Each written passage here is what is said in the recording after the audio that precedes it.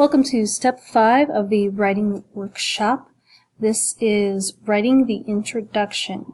Now we are going to begin writing the actual essay. And the first paragraph of your essay is going to be your introduction, and this is where your thesis statement goes. Every writer is different. Some are compelled to write an essay from start to finish.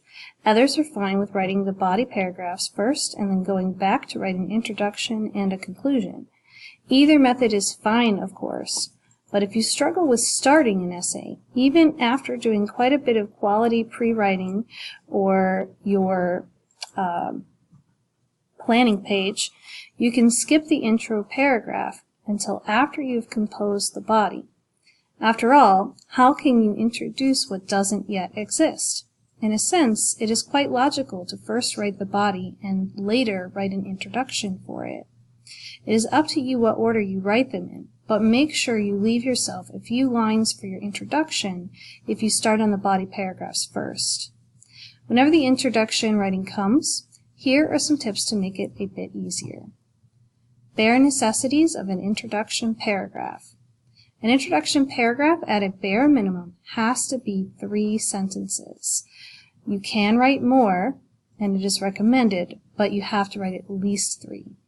The first 2 sentences are there to grab the reader's attention, and the last sentence is the thesis statement that tells what the entire essay will be covering. Writing a thesis statement is not difficult, but those 2 sentences before it can be a challenge. Remember that all you need are 2 additional sentences. That's not a lot. So we're going to use attention grabbers. Some people call those first 2 sentences a hook. I like to call them background information because I don't like the word hook. The idea is that you start your essay with something catchy to grab the reader's attention and keep them moving on through the essay. These are classic foolproof attention grabber techniques. So these are your options. You could ask a question in the form of a statement. Do not use "have you ever wondered." The people who grade these essays listen to you guys write "have you ever wondered" as your first sentence of your essay, and it's not very creative. So it's time to break out of that and change it into a statement, and I'm going to show you in a little bit how to do that.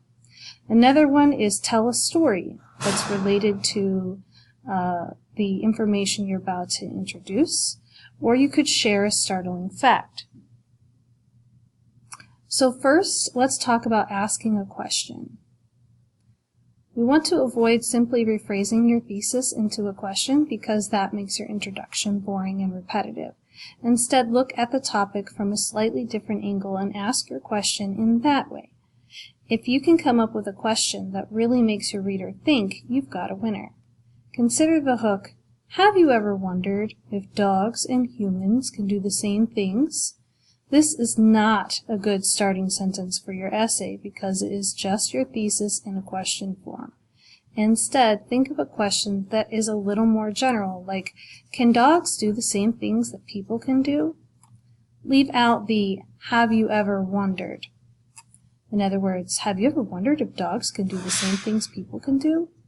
That doesn't sound as good as can dogs do the same things that people can do. To make your hook even better, you can turn the question into a statement. Like, many have wondered what dogs are capable of.